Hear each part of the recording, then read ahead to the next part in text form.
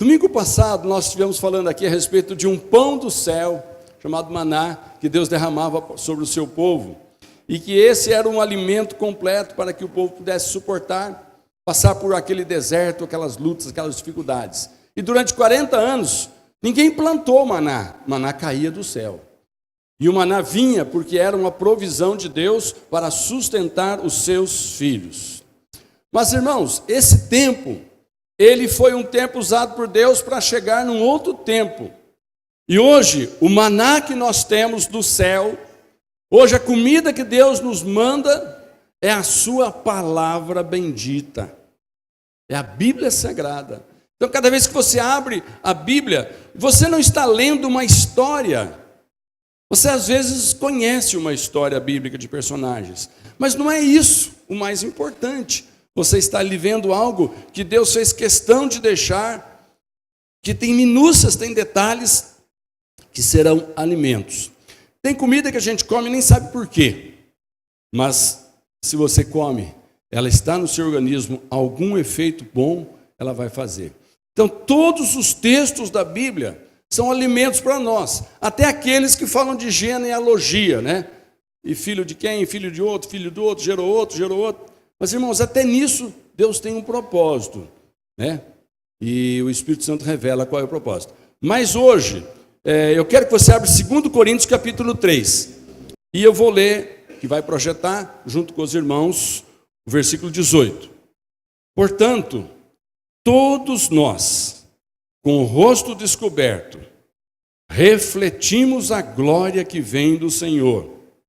Essa glória vai ficando cada vez mais brilhante e vai nos tornando cada vez mais parecidos com o Senhor, que é o Espírito.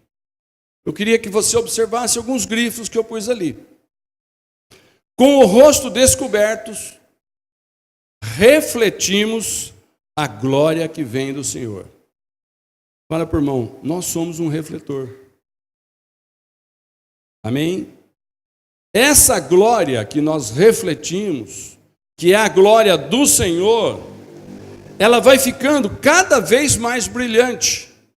Ou seja, é uma progressão, dia após dia, à medida que nós vamos contemplando a glória do Senhor, nós vamos sendo transformados por essa glória, alguma coisa em nós começa a ser diferente do que era, e mesmo que a gente não abra a boca, a gente às vezes não saiba nem iniciar uma conversa, mas Deus nos usa como um refletor para abençoar alguém que está próximo de nós. Amém?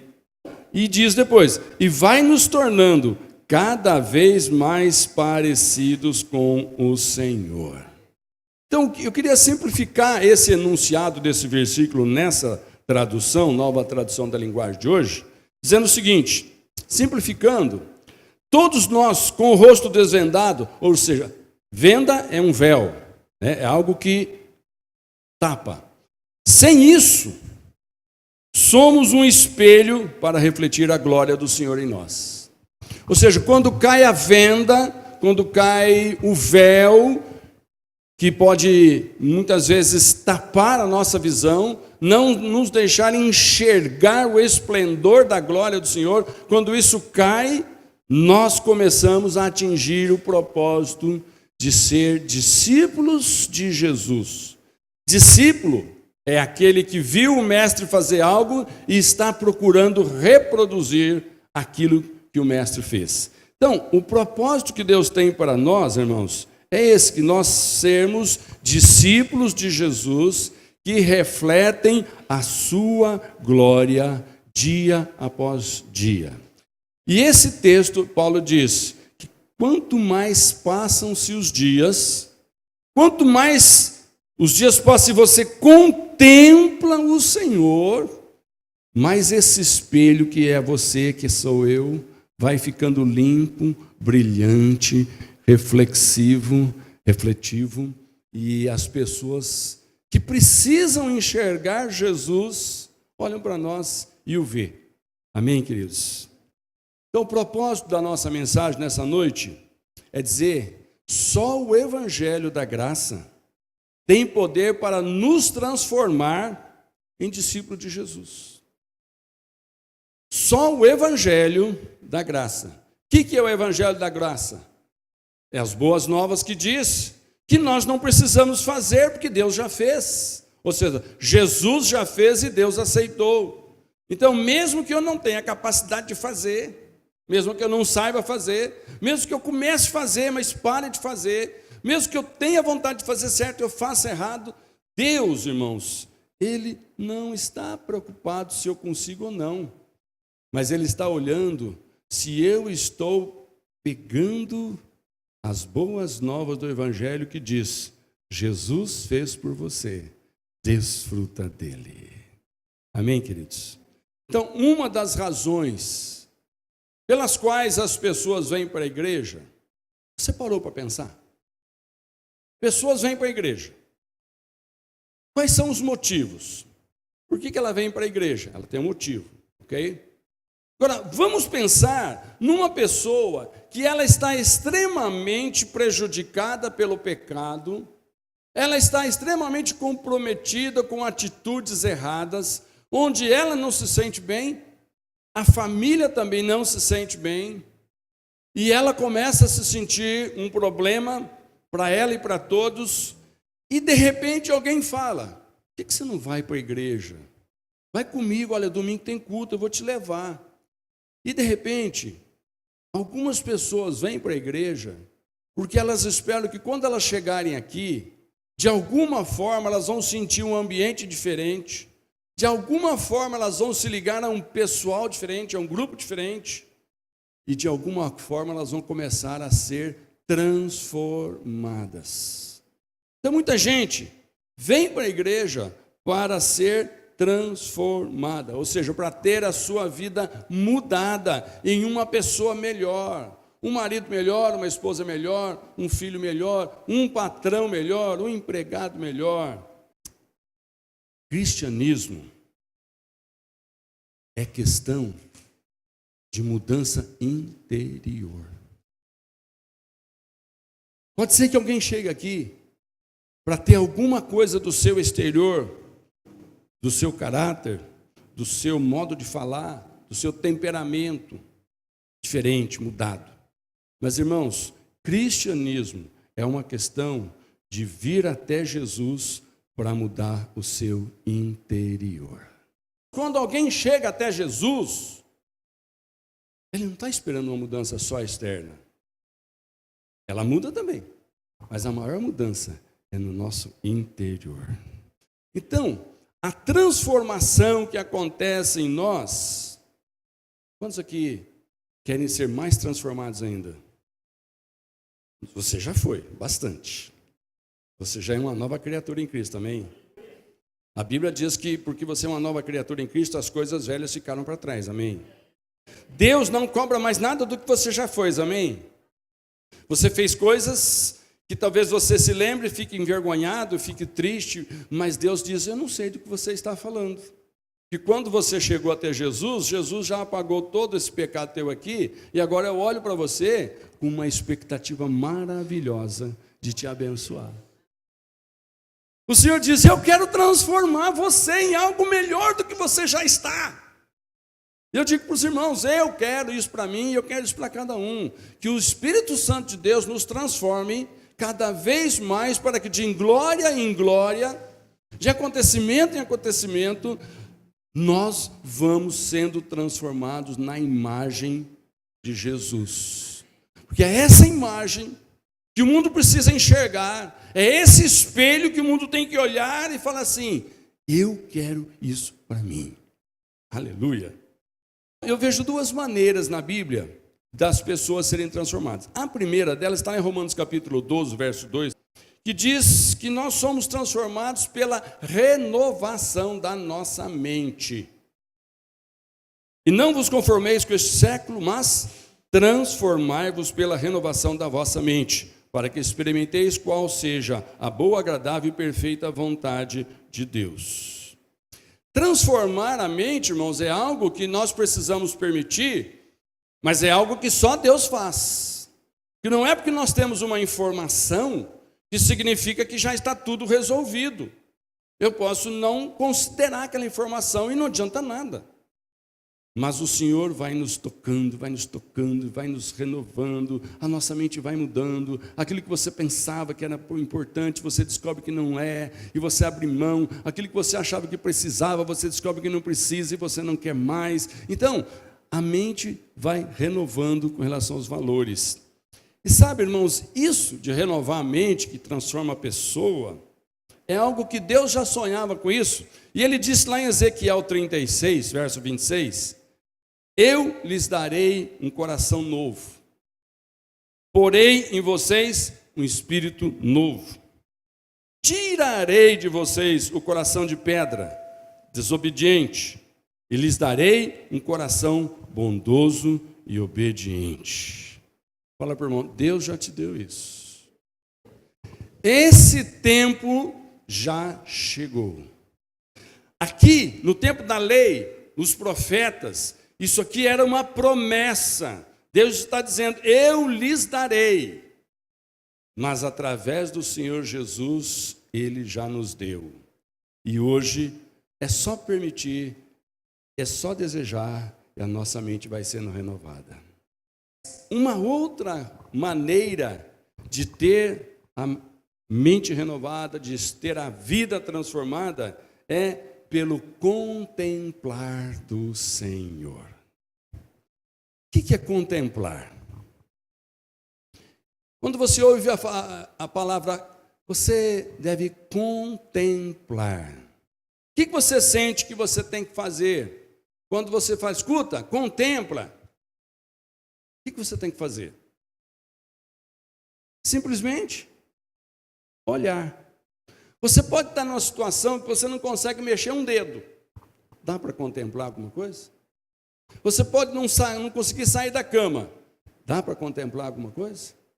Então, contemplar, vamos dizer, é a atividade mais simples que nós podemos fazer. E Deus diz que nós, quando contemplamos, as coisas se resolvem.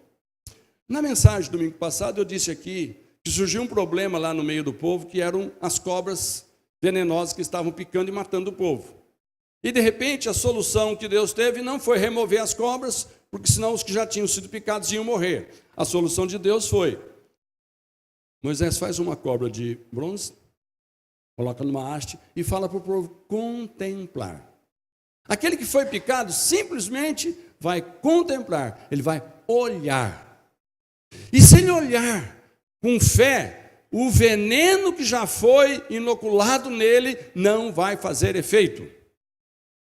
Então, irmãos, quando nós contemplamos o Senhor Jesus, o veneno do pecado que já agiu em nós em tempos passados não faz mais efeito. Então, queridos, uma das formas de nós ficarmos parecidos com Jesus é quando nós começamos a contemplar o Senhor. Mas isso, irmão, requer apenas olhar para Cristo. Apenas olhar para Cristo. Agora, vai projetar uma frase que diz: cristianismo não é uma questão do que podemos fazer, mas do que Cristo já fez. Eu quero que você olhe para essa frase e você entenda exatamente o que está sendo dito aí. O que é cristianismo? Não é um conjunto de regras que você aprende a fazer e se esforça por fazer. Não. O que é cristianismo? É contemplar aquilo que Jesus já fez. Cristianismo é desfrutar de uma obra consumada. Cristianismo é simplesmente você, quando não sabe o que fazer, você não faz nada. Você só clama: Senhor Jesus. Irmãos, eu te aconselho, porque eu tenho feito. Tem situações que às vezes eu não sei o que fazer. Eu não sei o que falar. Eu não sei se eu vou ou se eu fico. E às vezes eu fico parado, eu fico só falando: Senhor Jesus. Eu desafio você a fazer uma experiência dessa. Quando você estiver numa situação de dificuldade, e você fica esperando que alguém chegue e te dê um conselho, e essa pessoa não vem. Você que fica esperando abrir a Bíblia e encontrar um texto E esse texto não vem. O que você faz? Senhor Jesus, pela fé, você fica enxergando a ação de Deus vindo em socorro e livramento sobre a sua vida. Então, o cristianismo não é questão do que nós podemos fazer, mas de aceitar o que já foi feito por Cristo. Agora, a obra consumada por Jesus, ela é uma obra feita pelo Espírito Santo. O bom dessa obra de Jesus é que ele fez a parte dele, mas ele deixou o Espírito Santo continuando a fazer para nós, geração que veio depois. E olha o que ele disse em João 16:8. Quando o Auxiliador vier, ele convencerá as pessoas do mundo de que elas têm uma ideia errada a respeito do pecado e do que é direito e justo e também do julgamento de Deus. Olha que coisa maravilhosa essa obra do Espírito Santo para com as pessoas do mundo. Ela os convence de que eles estão errados. Ela os convence de que o que eles estão fazendo é pecado. E quando o Espírito Santo convence alguém, não tem argumento. Porque quando eu tento falar alguma coisa, eu posso ser acusado de petulante, arrogante, controlador, enfim. Mas enquanto ninguém fala nada, mas lá no seu interior tem alguém orando por você e o Espírito Santo está agindo em você, então você perde o sono, você faz e não sente prazer no que faz, você vai e se arrepende de ter ido, você come e faz mal, você não come e passa mal, enfim, coisas começam a acontecer e não dá para apontar o dedo para ninguém. É um convencimento do Espírito, é algo de dentro, e entra dentro de nós. Você olha de um lado procurando e às vezes fica até bravo. Quem que eu vou acusar? Não tem. Ninguém está falando nada. Então, irmãos, o pecador só aceita Jesus quando ele é convencido pelo Espírito Santo, porque é essa a obra dele. Mas como que as pessoas vão ser convencidas pelo Espírito Santo? Elas precisam enxergar o Espírito agindo naquele que se diz cristão. Então, quando o nosso rosto refletir Jesus, o Espírito Santo vai citar para as pessoas: Jesus é a solução. Mas cadê? Está vendo aquela pessoa? Ele reflete Jesus. Você está entendendo? Mas Jesus também diz que a ação do Espírito Santo no processo de nos ajudar, lá em João 16:13, porém, quando o Espírito da verdade vier, ele ensinará toda a verdade a vocês. Agora o Senhor está falando com a gente. Jesus disse: olha, o mundo vai ser convencido pelo Espírito Santo. Então nunca tente falar da graça de Deus para alguém com recurso próprio, achando que os teus argumentos são fundamentais. É obra do Espírito Santo. Nunca fique triste porque às vezes você fez tudo que podia e a pessoa não agiu, não reagiu, não aceitou. Não fique triste, você fez o que precisava, foi um instrumento. Mas talvez o Espírito Santo não escolheu aquele momento para dar um toque final. Mas isso é obra dele. Agora, esse outro texto, ele vos ensinará toda a verdade. Mas isso significa que quando a gente abre a Bíblia, você não está lendo apenas letras de informação, você está lendo palavra de Deus de transformação. O Espírito Santo pega aquelas palavras, coloca dentro do nosso coração, traz um significado para ela que nós nunca imaginamos, e esse significado nos faz sair dali com uma nova direção. Amém? Glória a Deus. Então, nós sabemos que para ser transformado existem duas coisas. A primeira é renovar a mente, e a segunda é contemplar o Senhor. Como que nós podemos contemplar o Senhor? Eu quero ver algumas coisinhas bem rápidas aqui para compartilhar com os irmãos, que eu vi que são necessárias para que nós possamos contemplar o Senhor. A primeira delas, nós vamos ver a Cristo removendo o véu. Removendo o véu. Eu quero ler com você aqui em 2 Coríntios 3, onde eu pedi que você abrisse, a partir do versículo 6. Abre no versículo 6, nós vamos ler, vamos parar, vamos meditar aqui, e nós vamos entendendo que o Espírito Santo vai cumprir a função dele agora. Paulo diz aqui, 2 Coríntios 3, verso 6, é Ele quem nos torna capazes de servir a nova aliança. Servir quem, meus irmãos? Nova aliança. Que tem como base não a lei escrita, mas o Espírito de Deus. Qual é a base da nova aliança? Fala para o irmão, não tem nada a ver com o Velho Testamento. Não tem nada a ver com 10 mandamentos. Ok? A nova aliança não tem nada a ver com obedecer os 10 mandamentos. Ok? E ele diz que a lei escrita mata, mas o Espírito de Deus dá a vida. Fala para o irmão, a lei mata, mas o Espírito dá vida. Agora, irmãos, como é que pode um negócio que é de Deus matar? Como é que pode um negócio que é de Deus matar? Irmãos, o que é de Deus sempre será de Deus. Os 10 mandamentos nunca caducaram. E eu amo quando eu encontro Jesus dizendo, eu não vim revogar, porque o Pai não se enganou quando deu. Eu vim obedecer. Coisa que ninguém conseguiu fazer a não ser Jesus. Então, a lei escrita mata. Mas sabe de uma coisa? Essa lei que mata, alguém pode dizer, pastor, sabe o que matava na lei? É que a lei escrita eram 10, escritas na pedra. Mas tinha 613, que também eram considerados lei, que eram as interpretações daqueles 10. Por exemplo, um dos 10 mandamentos é, não matarás. Mas aí tinha interpretação da lei, fazia parte dos 613 artigos, que dizia o seguinte, mas e se matar sem querer, por acidente? Aí tinha uma leizinha que dizia o seguinte, olha, quando o boi entrar e ele for escorneador e meter o chifre no sujeito, o cara morrer, como é que faz? A lei previa. Quando o sujeito construiu lá uma casinha, tem uma laje em cima para ele tomar um solzinho, mas ele não colocou o parapeito, e alguém chega lá e cai e morre.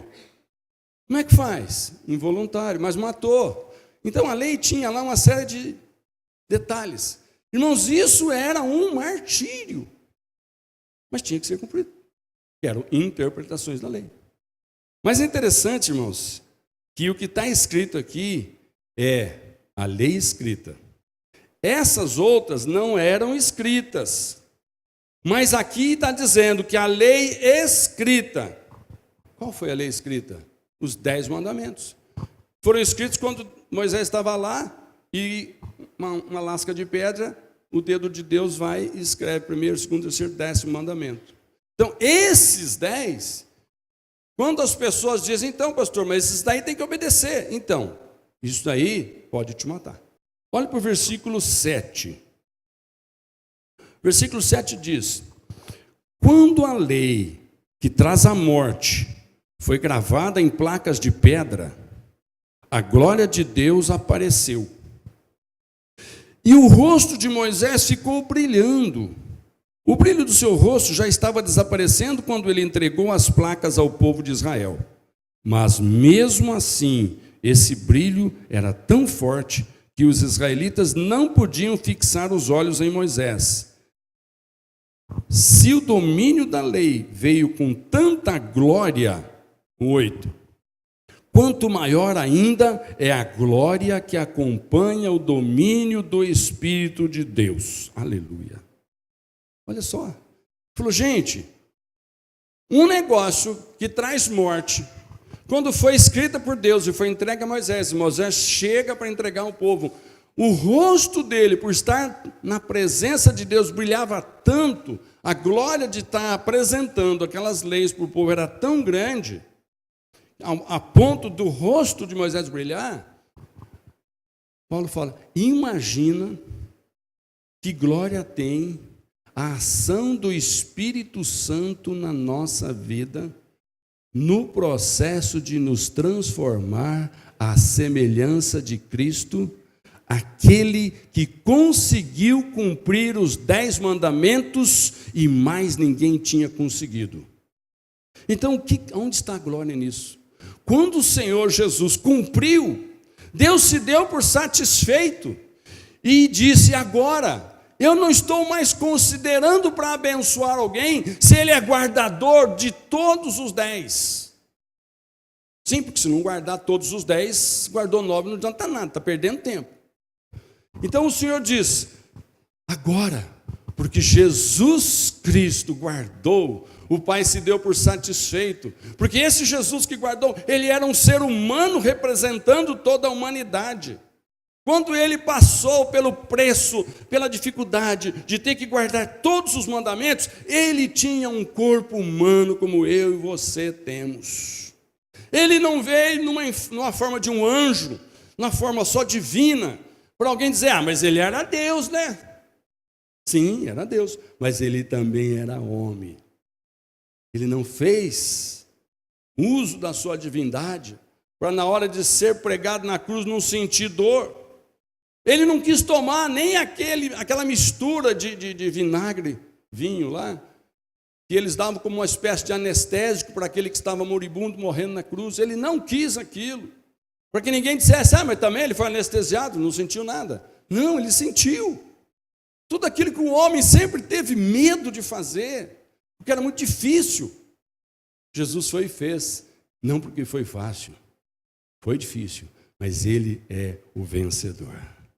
Então, irmãos, quando agora o Espírito Santo, mandado por Jesus, está nos ajudando a fazer o que Jesus fez, Deus não está esperando que o que nós vamos fazer seja algo no sentido de obedecer, o que ninguém conseguiu, só Jesus. Nós não temos que ser concorrentes do Senhor Jesus, achando que nós também somos muito bons e nós também podemos guardar os mandamentos.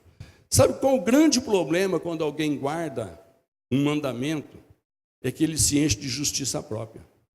Quando alguém guarda um mandamento, ele chega diante da presença de Deus com o nariz empinado. Ó, Deus, não foi fácil, mas eu consegui. Está aqui. E aí ele diz, como que dizendo: Senhor, então agora eu fiz, o Senhor tem que me pagar, ok? Eu guardei com tanta dificuldade, mas você guardou um, e os outros? Ô Senhor, mas pelo menos nesse já tem recompensa, não tem? Tem ou não tem, irmãos? Fala para o irmão: o Senhor não te recompensa pela obediência da lei, mas o Senhor te dá aquilo que Ele te ama, porque Ele sente que você precisa. O 9 diz: a lei que condena as pessoas teve glória, porém muito mais glória tem o Espírito que traz a salvação, pois a glória que antes era tão grande não é mais nada por causa da glória de agora, que é muito maior. De modo que se houve glória naquilo que durou somente um pouco de tempo, muito mais glória tem aquilo que dura para sempre. E porque temos essa esperança, agimos com toda a confiança. Nós não fazemos como Moisés, que cobriu o rosto com um véu para que os israelitas não pudessem ver que o seu brilho estava desaparecendo. Mas eles não queriam compreender. E até hoje, quando eles leem os livros da antiga aliança, a mente deles está coberta com o mesmo véu. E esse véu só é tirado quando a pessoa se une com Cristo. Aleluia!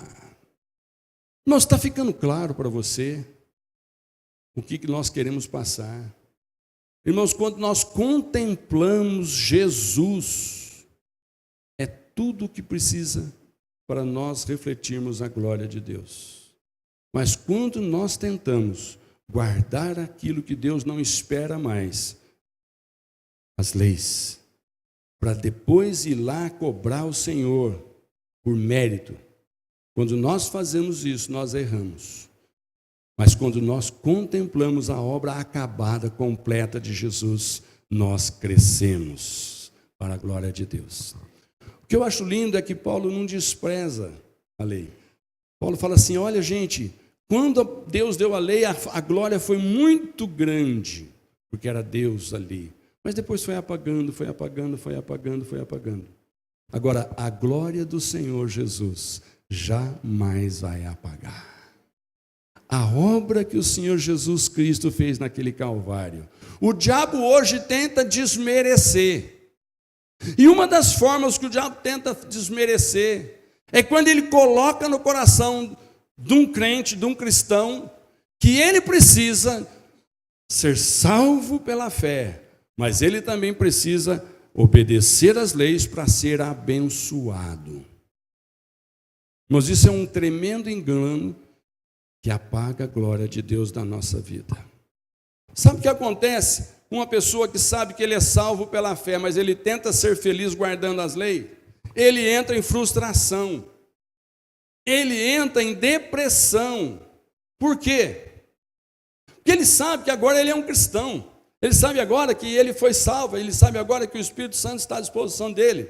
Mas aí ele resolve misturar um pouquinho da lei. Ah, mas como seria bom se eu guardasse esse mandamento, aquele outro mandamento? Aí ele vai tentar. Quando ele não consegue, a voz do maligno fala, então não tem bênção para você. Então, para ser salvo não precisa obedecer, mas para ser abençoado precisa.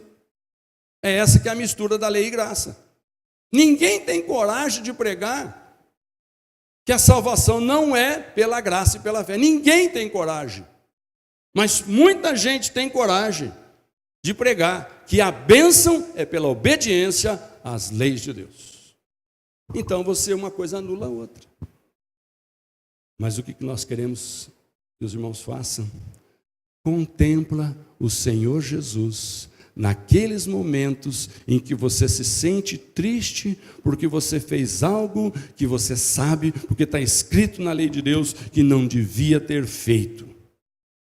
A lei serviu para mostrar, você errou. Mas naquele momento que o diabo está ali para ter vitória, para ter vantagem, para fazer chantagem com você, para te afastar da presença de Deus, naquele momento que o diabo vem trazer, você é um fracassado, porque você tentou guardar já quantas vezes e você não conseguiu. Naquele momento, você contempla, mas o meu Jesus conseguiu.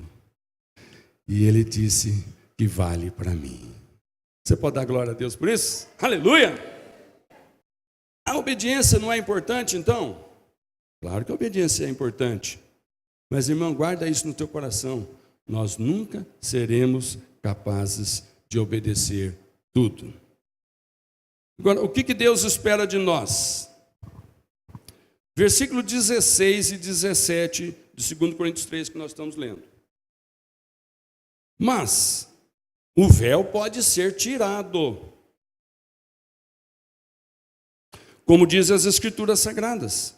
O véu de Moisés foi tirado quando ele se voltou para o Senhor. Aqui a palavra Senhor quer dizer o Espírito. E onde o Espírito do Senhor está presente, aí existe liberdade. Glória a Deus! Como é que nós podemos ver a Cristo? Que imagem nós vamos fazer desse Jesus para nós podermos contemplá-lo?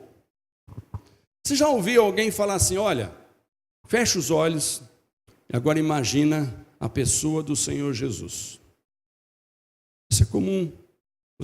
Às vezes você vai numa ministração e alguém diz, fecha os olhos, olha que Jesus está bem pertinho de você, olha Jesus sorrindo para você, olha Jesus pegando a sua mão. Que imagem você forma? Alguém pode dizer, eu estou vendo um loirão aqui. Ou não, é um morenão. Alguns que se dizem cristãos falam, olha, para facilitar a questão, vamos fazer uma figura de um ser humano, vamos colocar ele num altarzinho, aí todo mundo, quando quiser ver Jesus, olha para lá. E aí, irmãos, colocam um Jesus numa situação de sofrimento. Para quem olha para aquele Jesus, naquela situação de sofrimento, falou, coitadinho, né? Coitadinho. Irmãos, aquele foi um momento na vida de Jesus. O que nós temos que contemplar hoje é o meu Jesus triunfante, pisando na cabeça da serpente. E todos aqueles que estão olhando para o meu Jesus vitorioso lá na glória, estão tendo a sua vitória. Glória a Jesus. Amém, queridos? Então, querido, não procure formar imagem mental do Senhor Jesus. Não procure olhar para objetos que tentam retratar o Senhor Jesus. Ah, pastor, mas então como é que eu vou fazer? Ok, eu vou te mostrar aqui como é que você vai ver a Cristo. O segundo ponto dessa palavra é: você vai ver a Cristo na palavra. Olha para a sua Bíblia. Você vai ver a Cristo nessa palavra. Olha que detalhe interessante de Lucas 24. Quando o Senhor Jesus tinha ressuscitado,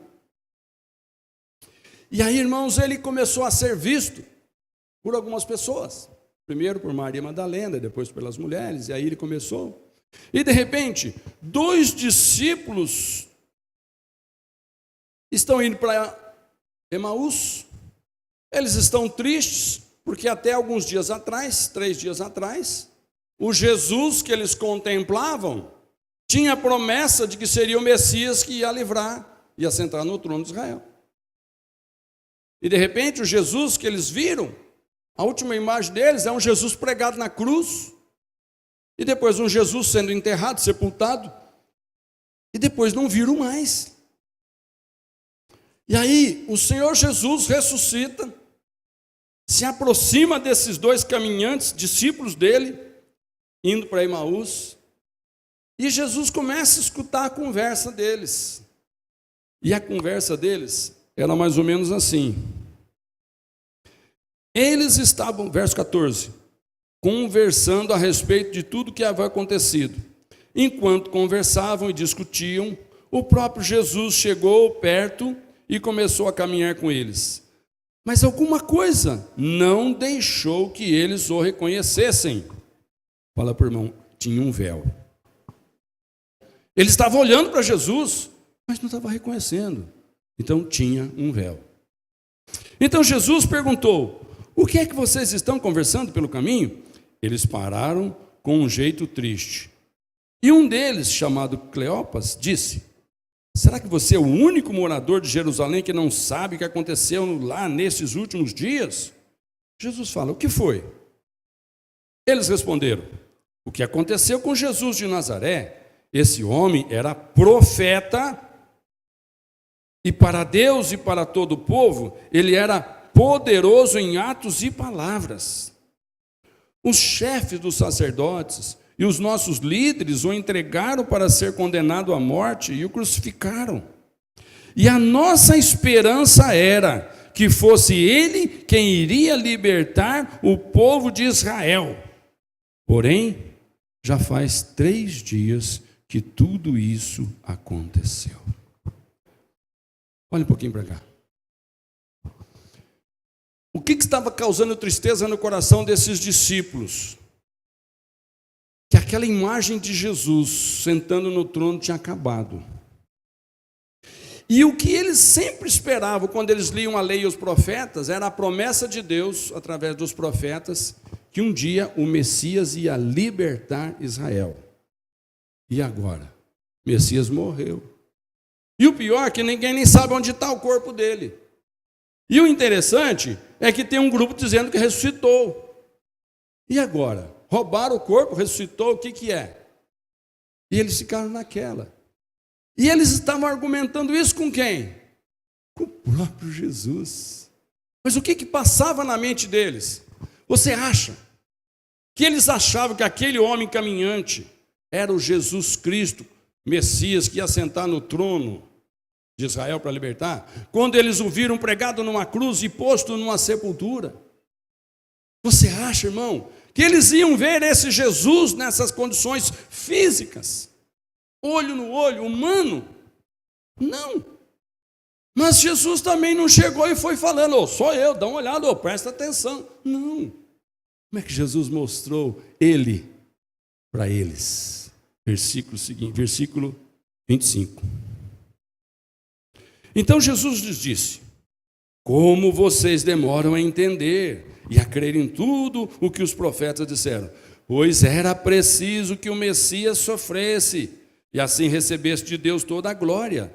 E começou a explicar todas as passagens das Escrituras Sagradas que falavam dele, iniciando com os livros de Moisés, a lei, e os escritos de todos os profetas.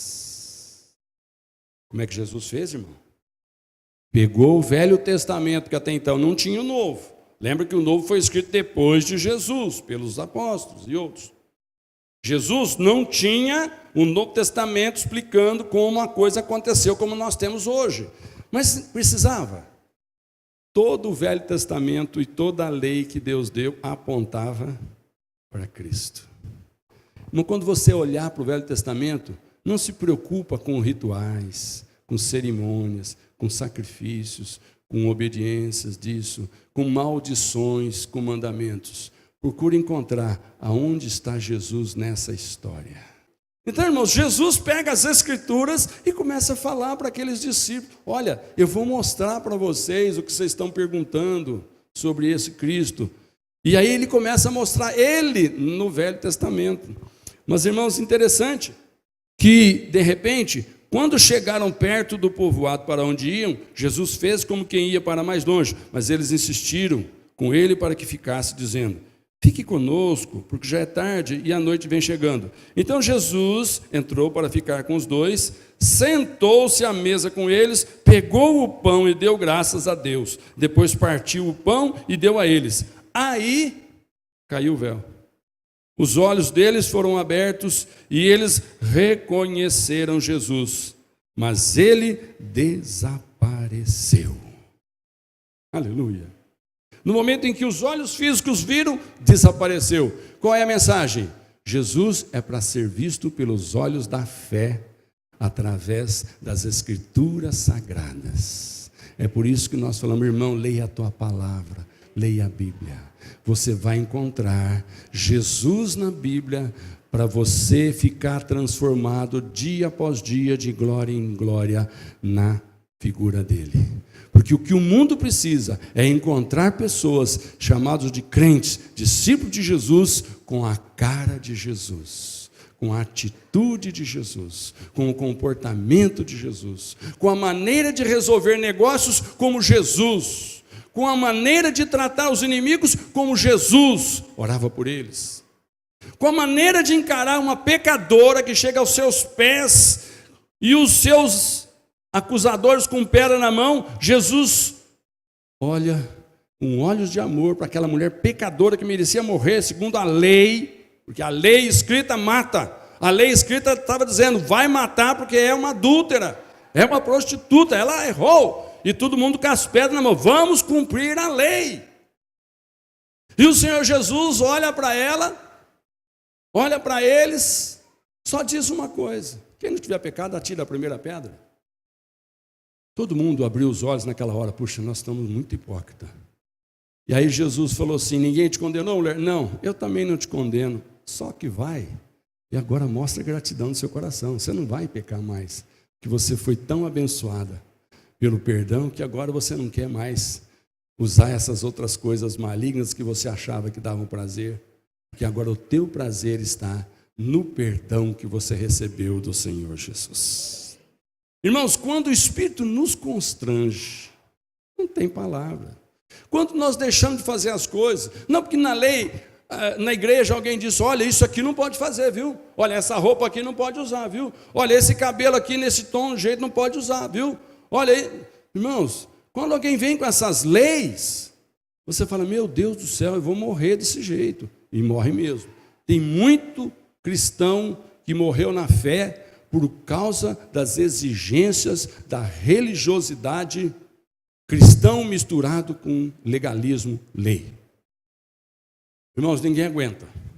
Mas foi por isso que Jesus veio cumprir, para tirar essa lei escrita. E o que está sobre nós não é escrito em tábuas de pedra, é escrito no coração. Se você, se eu deixar de fazer alguma coisa, não foi porque tem uma lei dizendo que se fizer vai estar debaixo de maldição. Não, é porque eu amo tanto o Senhor que eu jamais quero ser ingrato com o meu Senhor, porque eu reflito a glória dele. Está entendendo, irmãos? Está entendendo? Então diga para o irmão, o Evangelho nos transforma. O Evangelho nos transforma. Não tem outra coisa. A lei nos deforma, mas o Evangelho nos transforma. Mas tem a terceira coisa e última. Para ver a Cristo, irmãos, nós temos que evitar as distrações. Distrações da fé. O que você pode considerar que são distrações da fé? Eu coloquei aqui algumas coisinhas. Por exemplo, coisas que nós pensamos fazer para Deus, mas que elas não fazem nenhuma diferença se fizer ou não. Se você sabe ou não sabe, não faz nenhuma diferença. São distrações, você se ocupa com aquilo. Algumas coisas são apenas ocupações para preencher o tempo de gente que não tem o que fazer. Então busca alguma coisa. Eu estou fazendo isso. O que você está fazendo? Isso aqui é para Deus. Ok, mas isso aí vai te levar a enxergar mais a Cristo. Eu pus aqui algumas coisinhas aqui, irmãos, que pode servir de ajuda aí, né? Por exemplo, alguém deseja muito ver a Cristo, ok? Aí ele começa a ler a Bíblia, porque a Bíblia revela o Senhor. E aí ele se detém naquele texto que tem lá em Apocalipse, onde que diz que ao redor do trono tem um arco-íris. E ele fica pensando, como será esse arco-íris? Aí quando ele tem a oportunidade de meditar na palavra de Deus, ele fica pensando, mas o que será esse arco-íris? Eu te pergunto, o que isso tem a ver com te tornar parecido com Cristo? Aí o sujeito vem e fala assim, pastor, sempre tive uma curiosidade. A Bíblia fala que tem 24 anciãos no trono do Cordeiro. Quem são esses sujeitos? Aí alguém fala, é 12 lá do Velho Testamento e 12 dos discípulos. Não sei, será? Mas eu te pergunto, se você souber ou não souber isso, faz diferença no quê? Mas se você souber, para quem que esses 24 anciãos vão entregar suas coroas, nos pés de quem que eles vão colocar suas coroas, isso te faz imitá-los. É nos pés do Senhor Jesus. Então, irmãos, uma vez eu me lembro de um caso bem engraçado, né? Isso foi até uma espécie de piada e brincadeira, né? Mas tinha um concurso bíblico nos jovens, e aí tinha aquelas coisas que tinha que perguntar, e quanto mais difícil os outros não soubessem, né? Marcava ponto, né? Aí vem um sujeito com uma história interessante. Eu tenho uma pergunta que essa eu duvido, que ninguém sabe. Ok? Quem foi a mulher de Lapidote? Aí alguém falou, mas quem foi Lapidote? Aí tem um versículo na Bíblia que fala que ele foi marido de uma juíza de Israel chamada Débora. Agora eu te pergunto, saber disso faz você ficar parecido com Cristo? Amém? Então, concentre, ver Jesus nas Escrituras, em cima daquilo que fez parte do caráter de Jesus, do amor de Jesus. Quando Jesus era questionado, como que ele respondia? Quando Jesus era pressionado, como que ele reagia? Quando Jesus foi acusado injustamente, como que ele procedeu? Quando cuspiram no rosto de Jesus, como que ele se vingou? Mas isso faz tremenda diferença. Se na hora de você tomar uma atitude, porque o diabo vem e fala, você reflete a glória de Deus, vamos ver. O teu objetivo é ser um cristão, discípulo de Jesus, vamos ver se você faz o que Jesus faz. E aí, irmão, se você não sabe, não conhece, não tem buscado nas Escrituras, como é que o Jesus que nós representamos, que nós espelhamos ele, agia? Você vai agir segundo o conselho dos ímpios. Mas aí o Salmo 1 diz, bem-aventurado o homem que não anda no conselho dos ímpios. Amém, queridos? Aí o teu casamento está passando uma situação difícil. Você vai se aconselhar com o ímpio. O que ele manda você fazer? Aí a tua finança está difícil. Você vai se aconselhar com o ímpio. O que ele manda você fazer? Vai roubar, vai subornar. E vai por aí. Então, irmãos, as Escrituras Sagradas nos mostram Cristo, mas tem muita distração que nós temos que tomar cuidado. Em certo momento, Jesus está com seus discípulos e há um questionamento sobre quem é Jesus. E aí Jesus chega e fala assim para os discípulos: quem é que o povo está dizendo que eu sou? Aí vem a voz do povo, que alguém diz que é a voz de Deus, mas não é. Aí alguém falou: olha, estão dizendo aí que o senhor é João Batista que reencarnou, profeta. Não, já tem gente também dizendo que o senhor é Elias. E nós já ouvimos até falar que é Jeremias. Essa é a voz do povo. Aonde eles estão buscando isso? Na lei e nos profetas. Porque eles estão olhando para o Messias com a característica de alguém dentro da lei. Aí Jesus fala assim: e vocês? E para vocês, o que eu sou? Aí Pedro vem e fala: tu és o Cristo, o Filho do Deus Altíssimo. O que Jesus responde para ele? Não foi carne ou sangue que te revelou, foi meu Pai que está no céu. Irmãos, o que nós queremos de revelação não é através das ideias humanas, não é através das doutrinas humanas, não é através dos preceitos humanos que colocam como fundamento doutrina de igrejas. Isso não nos torna parecidos com Cristo. Isso distorce a nossa imagem de Jesus. E o texto diz que nós, com o rosto desvendado, quando cai o véu, é que nós começamos a enxergar como aqueles discípulos no caminho do Emaús, e como Pedro, quando Deus o revelou, nós começamos a enxergar verdadeiramente quem é o Senhor Jesus. E na conclusão dessa mensagem, irmãos, eu quero dizer para você, nós vamos ser transformados pelo Evangelho, quando nós depositarmos a nossa fé no autor do Evangelho, o Senhor Jesus Cristo. Então, só para lembrar os finalmente aqui, para contemplar o Senhor Jesus, 3 coisas. Primeira, remove o véu. Que véu é esse? Religiosidade, legalidade. Segunda coisa, ver a Cristo na palavra. Coloca no seu coração o desejo de ler mais a palavra de Deus. Mas você vai ler a palavra procurando encontrar Jesus na palavra. Muita gente lê a Bíblia para adquirir conhecimento, cultura, para adquirir informação. Muda um pouquinho. Começa a ler a Bíblia para encontrar onde está Jesus aqui nesse Velho Testamento. Onde está Jesus aqui, nesses profetas agindo.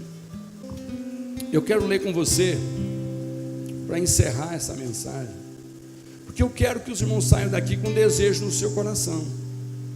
Eu quero que você saia daqui devidamente motivado, sabendo que você tem sim chance de refletir a glória do Senhor como um espelho. Eu quero que você olhe para cada irmão aqui que anda na fé conosco e enxergue que ele é um espelho de Cristo. O que é um espelho? Não é aquele que tem imagem própria, é aquele que reflete a imagem de alguém. Fala para o irmão, você é um espelho de Cristo. A única coisa que Deus espera é que você valorize a pessoa do Senhor Jesus e mais nada. E para te ajudar a entender como fazer, eu quero ler com você, não precisa abrir porque eu vou ler aqui, Marcos capítulo 4. O Senhor Jesus Cristo conta, ilustra da seguinte forma: o que é o reino de Deus? Ele diz: o reino de Deus é como um homem que joga a semente na terra. Diga, a semente é a palavra de Deus. A terra é o meu coração. Então o reino de Deus é como alguém que joga a palavra de Deus no coração. Olha que interessante. Alguém que só joga a semente. 27. Quer ele esteja acordado, quer ele esteja dormindo, ela brota e cresce, sem ele saber como isso acontece. É a própria terra que dá o seu fruto. Primeiro aparece a planta, depois a espiga e mais tarde os grãos que enchem a espiga. Quando as espigas ficam maduras, o homem começa a cortá-las com a foice, pois chegou o tempo da colheita. Aleluia. Olha para cá.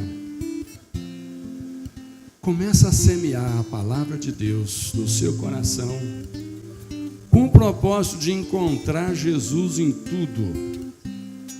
Mas comece a buscar semear no seu coração a semente da palavra de Deus. Só faça isso, mais nada.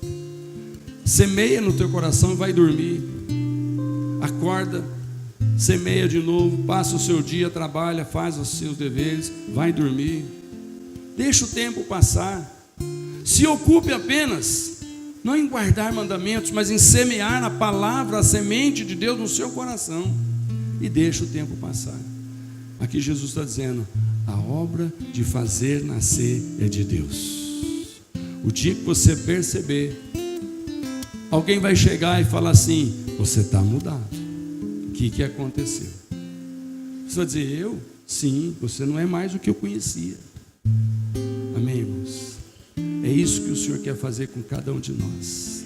Apenas lance a semente, a palavra de Deus, no seu coração. Baixe seu olho, eu quero orar com você.